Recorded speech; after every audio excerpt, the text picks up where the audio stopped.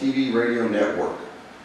We're going to be working today on some theories about our security forces around the globe and how they can better manage and control suspects while moving them. I'm Jim Hogwood. This is my assistant instructor, John Fish. We'll be going over these things. First thing we're going to talk about is about getting offline.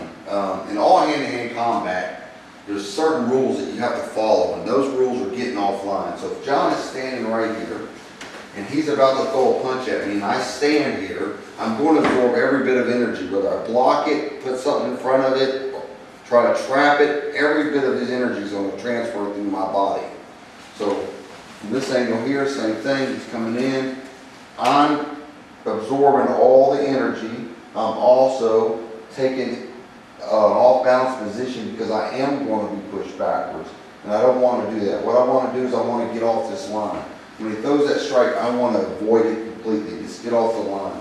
So if he's standing here and he's throwing that strike at me, I'm just getting off the line. By getting off the line, this allows me a vantage points to a rear injury, and that's what I want to do. I want to get to his back. So as a strike comes in, I avoid the incoming strike by getting off the tracks or getting offline, and then I move in from the back. That's where I want to be, is at his back. Now the second theory we're going to look at with this same philosophy is that as somebody's throwing a strike or an attack at you, you can't just take control of them. In a lot of self-defense systems, you'll see a lot of times they'll demonstrate a guy will grab your wrist and they'll go into a fancy technique and they'll lock them up and do all these really great things with them. Well, that's not really ever going to happen. You're never going to get that to happen. The second I grab his wrist, he's going to either hit me or pull his hand back, and he's not going to let me do that. If he did stand there and let me do it, it's probably because he's intoxicated. Or his true intentions wasn't really to ever grab me. And he may have just been trying to touch me to get my attention or something like that. But if his intentions are to attack me, he's not just going to grab and sit there. He's going to pull me, he's going to yank on me, he's going to do a lot of other things. He's not going to let me just go, "Ha, I got you," and now we're going to go into a Batman sequence on film. That means I have to distract him. So getting offline, I then have to distract him. So let's say he did grab me. What's the difference between his grab and then throwing a punch at me? Neither one. It's still a stem snap. From his shoulder to my wrist, or from his shoulder to my face, it's just a stem snap. So when he grabs me, I need to get offline, because all of his attacks are coming over here. He's already grabbed a hold of this. He's already shown his attack here. He's not hitting me with this now. He's trying to hit me from over here.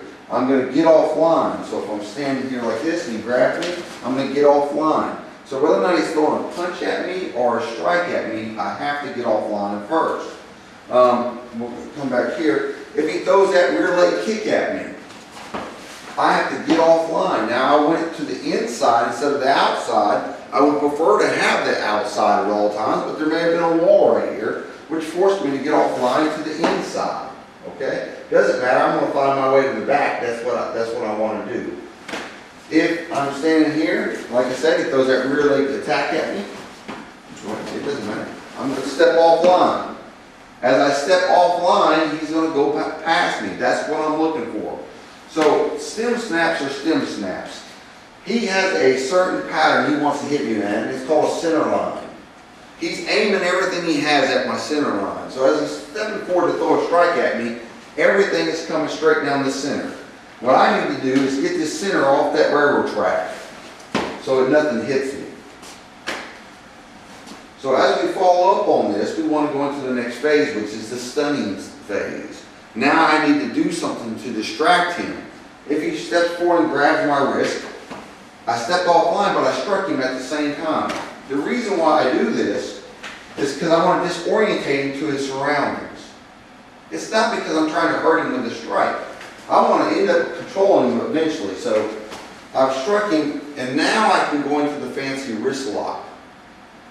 I couldn't go into it before because he was coherent about everything going on around him. So the second he feels my pressure here, he's going to move. Now instead of pressure here, he's feeling it over here. He's thinking about this. He's thinking about his head. He's not thinking about his arm. So I must get offline and then do the strike. If you threw a punch at me, it'd be the same thing. I would get offline, say strike him in the solar plexus with a rich hand, and then move in. I'm not going to tell you what techniques, hands, kicks, punches to use in any of my videotape series. Because your agency or department or whoever it may be teaches different probably hand techniques than I teach. All I'm telling you is where the weaknesses are. When he threw that punch at me, he wide opened that solar plexus. That's what I want. Okay? How I hit it doesn't matter. It's a knee strike. I'm just going for a target area is all I'm going for. Okay? So I've got on the line. I'm off the line. I struck there. Now I can think control. So we cannot think control until after we've got offline, come up with some type of disruption technique. Some people call them stunning blows. So if you hear me say stunning blow or disruption, same thing. A disruption technique that disrupts his senses to what's going on around him so I can attack a different angle. Now, at the point after that, I'm going to try to go to control. So I've struck, now I'm into an arm bar. I'm trying to wrap up going to control. If I go into control, that is great. What we fail to do a lot of times as security forces around the world is we forget sometimes it's okay to disengage and come back and fight again. So if I do the same sequence, and I strike here, and I go to grab the arm, and he's real sweaty or something, he pulls his arm out, I'm just going to disengage with him. We'll start over from the beginning. Because if I train like I'm supposed to, I should be pretty good at getting off the tracks. So don't fight with a failed technique. Don't sit here and grab a hold of an arm and be doing all this, and next thing you know, you're in a free-for-all, a wrestling match that ends up on the ground.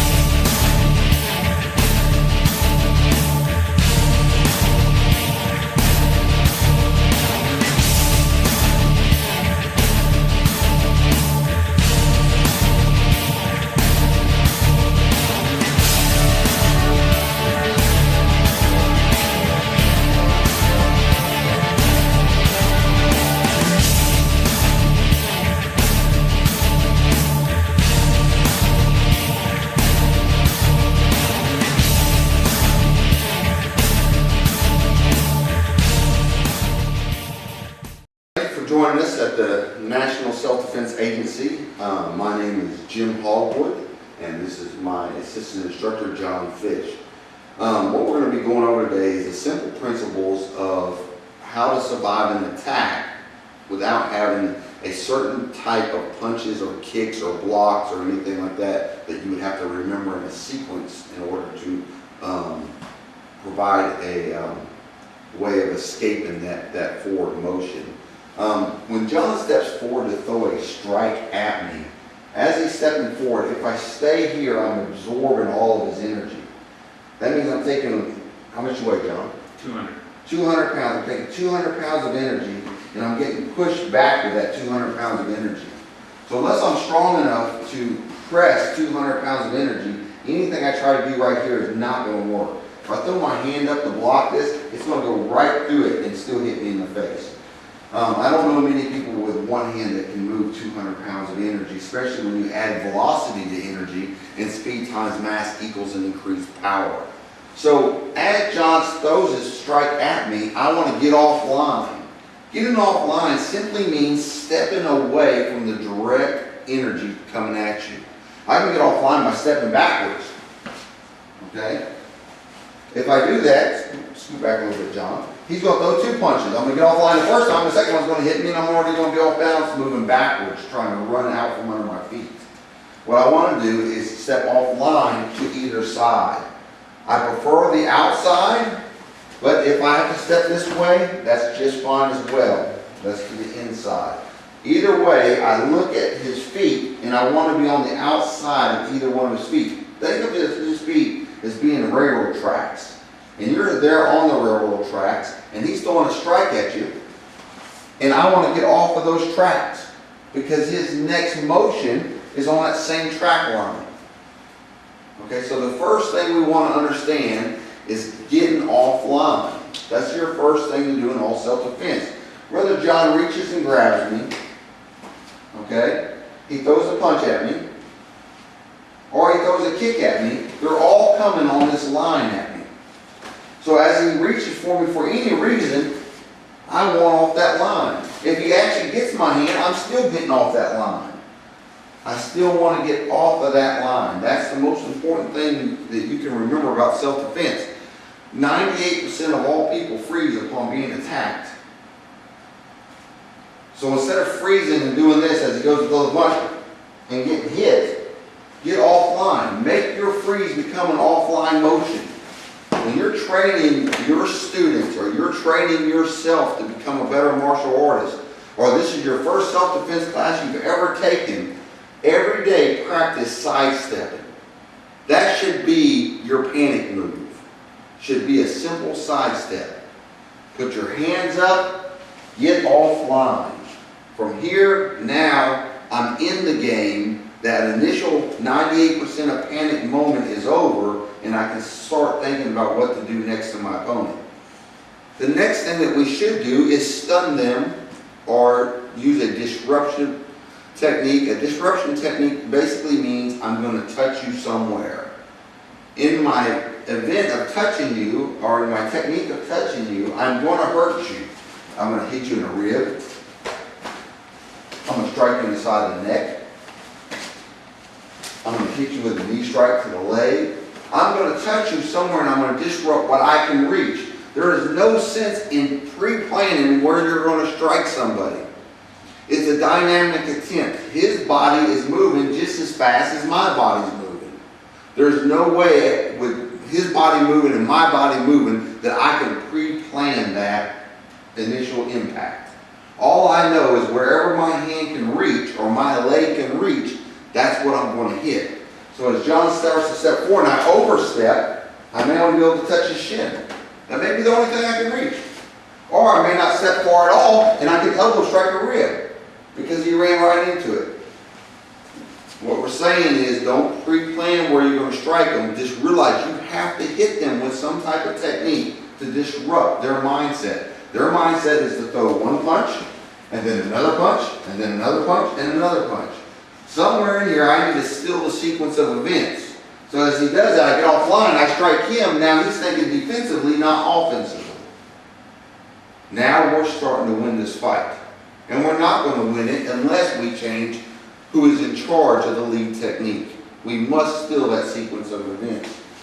From that point, then we can go to control. For all those people out there that are in Aikido, Hapkido, China, Jiu-Jitsu, now you can legitimately do your techniques.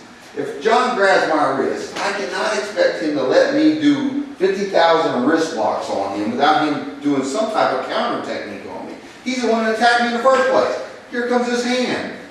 If I think I'm going to reach down here and do some type of technique on him and grab hold of his wrist without getting hit, I've lost my mind. Second he grabs me, I'm threatened. I must find that door outside and off those tracks. I hope everybody understands how important that is. At that point, I stun him. Now I can think control techniques. This is where I can now go into control techniques. You do not want to try to go into control techniques until after they're stunned. If you do try to attempt to go into control technique before they're stunned, what's going to happen? You're going to pull their hand back. He's going to grab me, I'm going to do this, and he's going to pull his hand back and hit me again. That's exactly what's going to happen.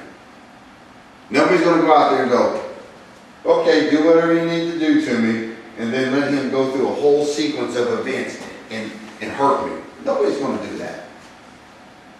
Okay, that would be crazy to allow somebody to do that to you. If I grab his hand, he grabs my hand, I'm going to remove it and come immediately with another strike. The only reason I grabbed his hand in the first place was to pull him towards this strike. So what's he need to do? He needs to get offline. Now he can start thinking about stuff. Now he went right to an armbar instead of a distraction technique. he possibly would get that because of the fact that I'm turned and I don't really see what he's doing behind my back. And it's going to take me a second to realize the person that was just standing in front of me has disappeared on me. Okay, it's not a magic trick, it's just stepping off the line. Then we get to the last point, which is disengage. Don't be afraid to disengage out there, people. If you're attacked, sometimes the best defense is to regroup. So don't get in a habit of, once I have something, I'm going to fight for this until he gives it to me. Well, let's see what happens here. I'm trying to get this. He's hitting me with a punch, elbow strike, knees, everything else is coming at me, and I'm still trying to fool with one wrist. When he throws that initial strike at me, and I'm here, boom, then I go to strike, then I go to get something, he blocks and counters me. There's nothing wrong with disengaging and getting back to square one, and let's start over with a bigger reactionary gap. I hope you understand. It's just 4 simple points to understand in hand-to-hand combat. Get offline. Don't stay there and get hit. Once you're offline, look for some type of disruption technique. That could be any strike or kick you know to any point of the body that you can touch. Number 3, at that point, if you decide you want to control the individual, at that point is when you would grab a hold of them and start your control techniques.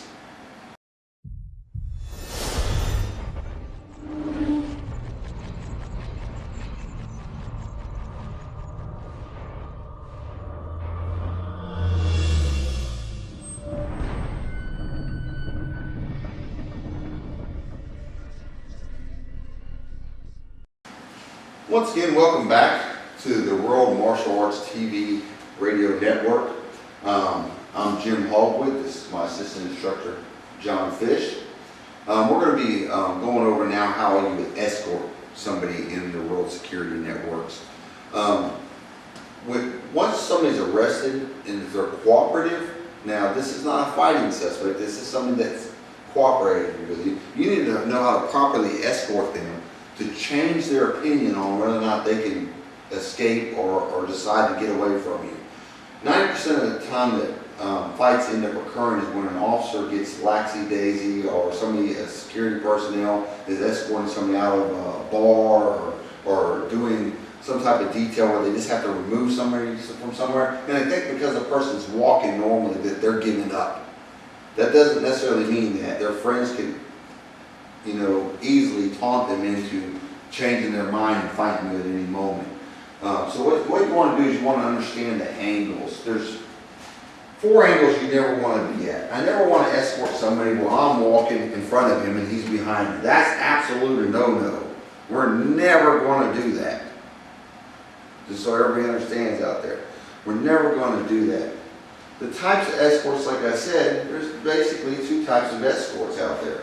There's, he's willing to go with me, he's cooperating, he's going to leave. And then there's the drunk guy who's not going to cooperate. The second I touch him, he's ready to fight with me. Okay, so there's 2 types of escorts out there. What I want to do is understand which one I'm dealing with right away. And I usually know that by placing a hand on them.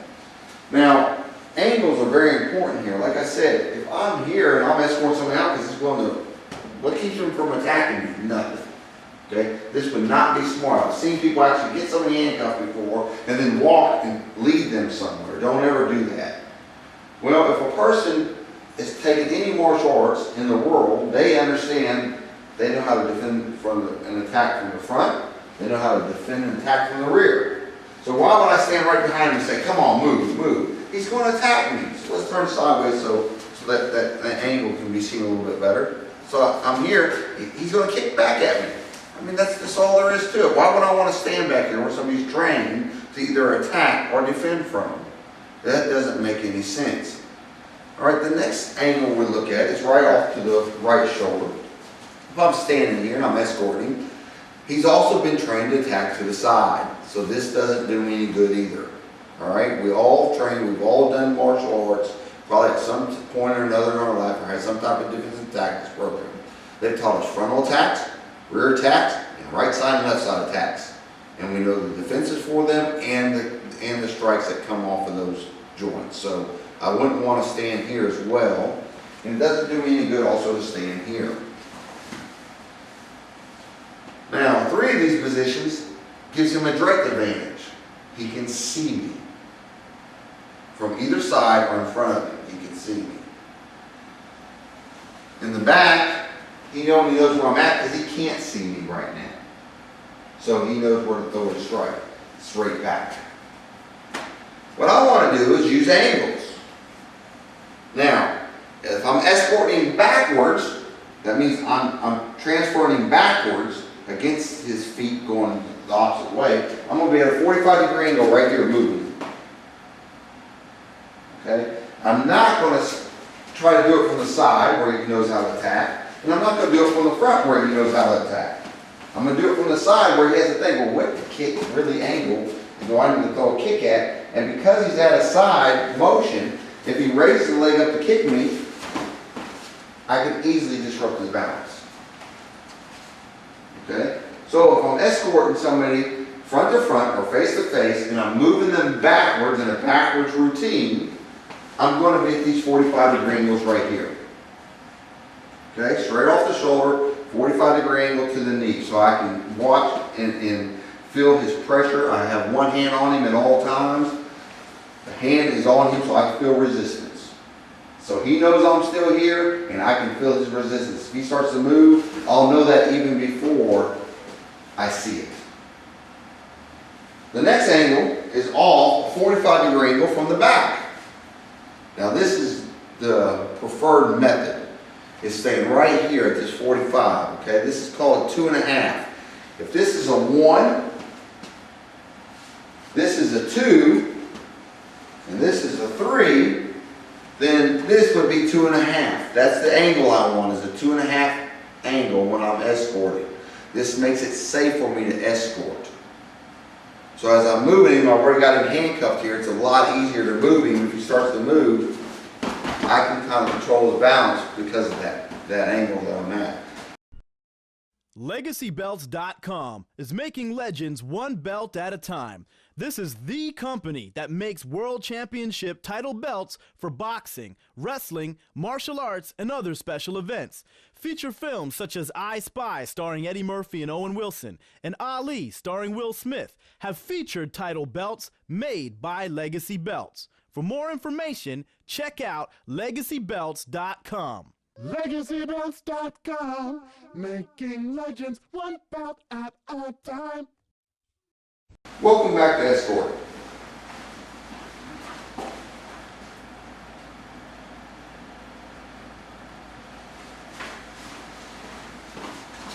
Welcome back to Escorting. Now, as we went over already, we went over 2 types of escort, right? That's somebody that's compliant, it's just walking, we're good. Or it may not even be under arrest yet or anything like that, and he says, hey, I need you to come with me, and they go ahead and come with you, and it's very nice. And number 2 type is a guy, I'm trying to get him to come with me, and he says, no, I'm not going to go with you. Notice my hand keeps finding that elbow. That's what I want. I want to find that elbow. Because as we just went over in that second part or the third section, is that we went over escort to holds. So as I'm trying to come with me, and he's, no, I don't want to go, I don't want to go. Sooner or later, I'm gonna reach in, I'm gonna get that hand, and then I'm gonna put him in the position. Now, the only reason why I'm able to do that is because I'm staying at this 45-degree angle, kind of hit off his back shoulder. Because if I tried to do that from here, he'd punch me. Once again, don't stand in front of the person. So I want to stay back here and try to get a hold of that arm. Sooner or later, I'll get it, and I'll end up in one of those 2, the 3 escort positions that I just showed you up close.